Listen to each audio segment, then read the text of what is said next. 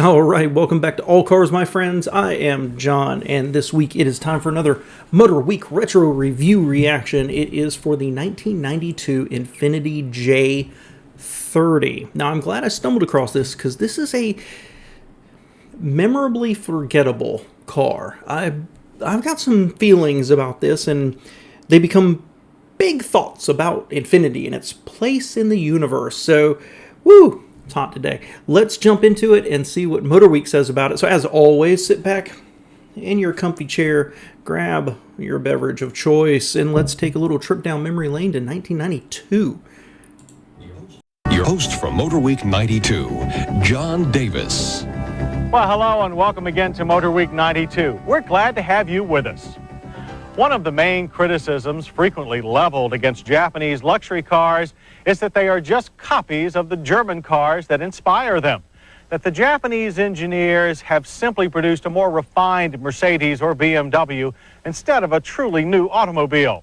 The Japanese luxury cars least susceptible to this criticism are those made by Infiniti, like this new J30. While they follow the established Japanese trend of a smoother European feel, Infinitis have challenged convention with their unique, sometimes unusual styling. But if you're going to take a risk like this with styling, you better be able to back it up with plenty of luxury and some good old-fashioned performance. So it's really interesting to hear them say this. I'll say right off the bat, gorgeous, gorgeous car. There's a review that was from Car and Driver, I believe, that was very memorable, that at the end of it, when this came out, they said, we wondered if this was going to be a good Infiniti. This would make a good Jaguar. And it's critically flawed in one area. I'm going to wait and see if they get to it. But an absolutely gorgeous car to my eyes. And it's funny, they're talking about, what a risk Infiniti's taking here. Where this looks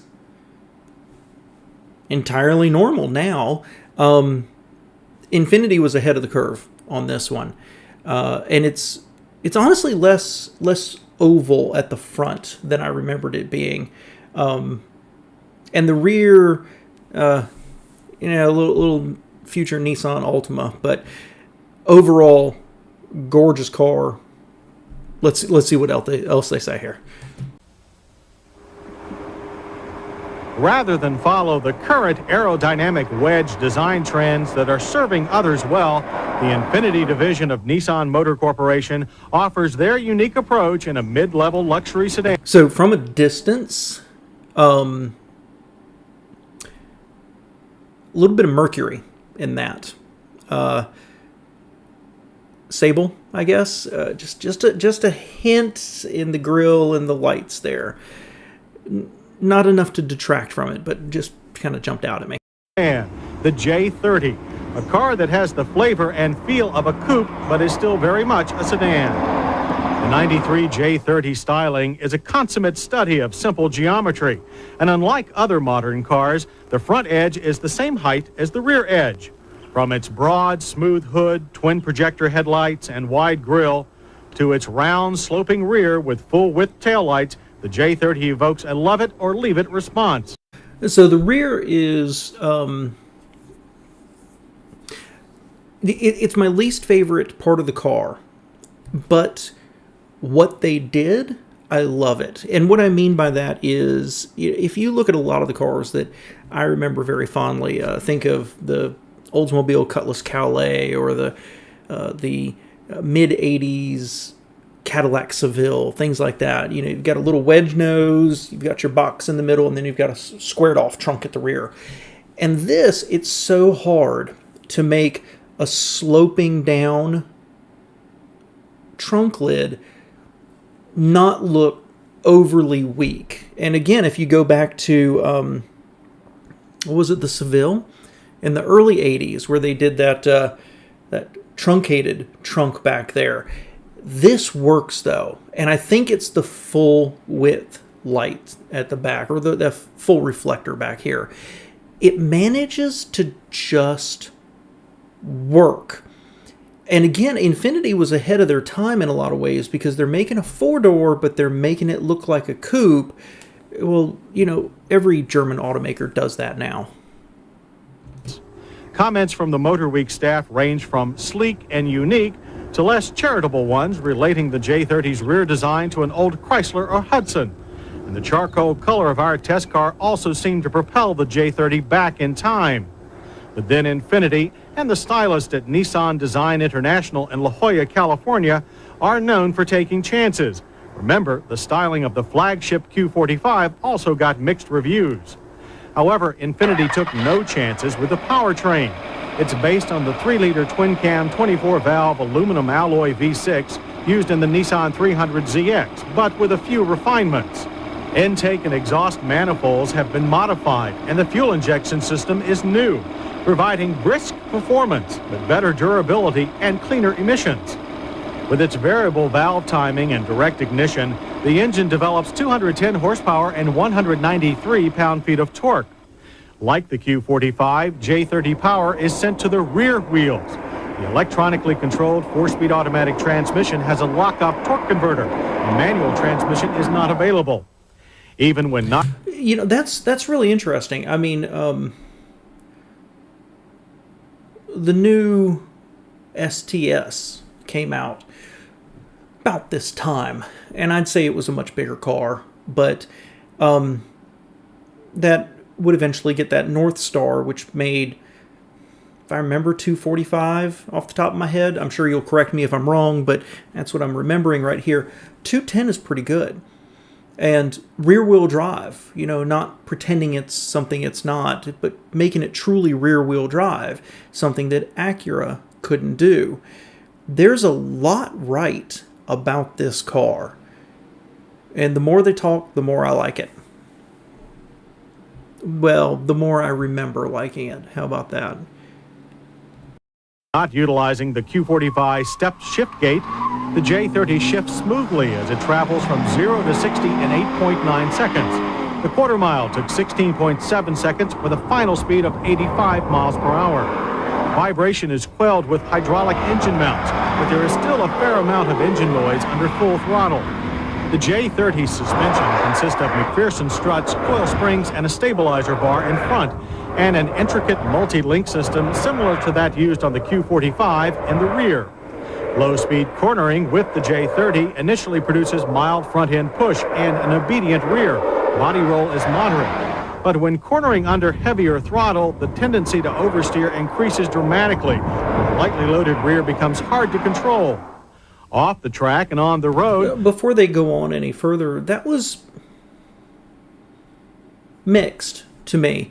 Performance was fine. I don't have a major problem with it. Nothing screams, what a letdown, right? But watching it through the slalom, I've talked many times during these retro reviews about cars not going with any drama. And that one just felt like drama. I mean, there seemed to be a lot of, all visual guys, I understand this, but seemed to be a lot of body roll at the same time that rear end looked like it was snap, snap, snap. Doesn't strike me as a sports sedan, and that's a little disappointing knowing that they were building this with that rear wheel drive. I don't know. That was a little disappointing. Let me know what you thought about it. Our impressions of the J30's handling were more positive. There is good front to rear weight balance, and the variable assist power steering quickly telegraphs road feel to the driver. Nissan's Super Hikus 4-wheel steering system is available with the optional touring package on the J30T. Highway ride is sports sedan comfortable with only a little suspension bounce on rougher roads. Subframes help reduce road noise. We registered an interior noise level of a quiet 67 decibels at a 60-mile-per-hour cruise. Fuel economy is EPA rated at 18 city and 23 highway. Our combined test loop returned 20 miles per gallon. You know, and that was all just okay. I'm struggling with where this should fit right now, based on all of this. And again, I've still got this critical flaw. I think they're going to bring it up, but we'll get to it at the end here. But it's pretty quiet, but not bank vault. So little hop. They said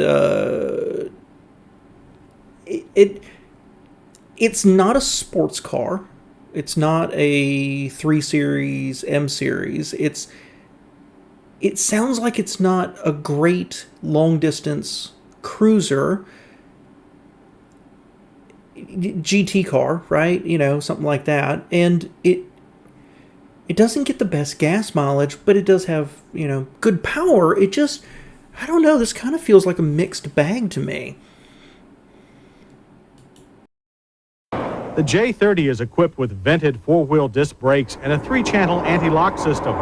Braking from 60 miles per hour took a good average distance of 124 feet. The J30's interior was styled in Japan and is much more interesting than that of the Q45. The walnut trim accents are appreciated. The open greenhouse and tailored dash complement the rounded exterior, but there are too few of these large, easy-to-read analog gauges. Included as standard equipment is a driver's side airbag. Infiniti even found room to provide both a passenger side airbag and a glove box. The leather-trimmed seats feel just about right with the proper amount of thigh and back support. Finding a comfortable driving position is easy with the 10-position power seat controls and the full range of the tilt steering wheel. Seat belts are height adjustable. Thoughtful extra touches include a mini sun visor above the rearview mirror. In the spirit of the J30's throwback exterior, there is this delicate analog clock and an odd foot-activated parking brake. Otherwise, ergonomics rule the J30. All controls are within easy reach of the driver, including the automatic Freon-free climate control system. The center console also houses the fine Bose stereo system with cassette player and CD. Rear seating is comfortable, but due to the roof's shape, headroom for taller passengers is a bit tight. The J30's radical design also dictated a small trunk, smaller than those of many of its competitors. But the Infiniti J30 does come with almost everything standard. So before they get to the pricing here, good-looking interior, but much like the rest of the car, it leaves me underwhelmed slightly. I understand I'm coming to this because I remember this car extremely fondly. I remember this car as being one of those hidden gems that never really took off and that it was always a shame. I remember this as a car that was at the cusp of greatness and becoming emblematic of what Infiniti was. And nothing ever came out of it, right? I don't even know how long it was on the market for. But looking at this now, the interior, it is very pretty. Parts of it are super beautiful. I love the dash overall and the treatment on the doors, and overall just looks like a wonderful place to spend time. But if they're doing something that is different and slightly more elegant, why did they do that delicate clock but not put chrome around it to make it pop? Why did they do that central part with the HVAC and the radio and then sink it back into the dash, right? Why did they have a foot-mounted emergency brake? I think I know the reason. I know I'll finish. It'll be in my final thoughts. But I expected to see the interior and rave about it. And I'm not. I'm just kind of left a little meh. Its base price of $33,000 is also our as-tested price. The Touring package adds $1,700 more. For comparison, a Mazda 929 has a lower base price, but with options cost about the same as the J30. Both cars are powered by V6 engines and produce about the same performance results. The Mazda also has a passenger side airbag, but no dash glove box. A comparably equipped Lexus ES300 cost about $2,000 less than the J30. It's front-wheel drive for better bad weather traction, but offers no passenger side airbag.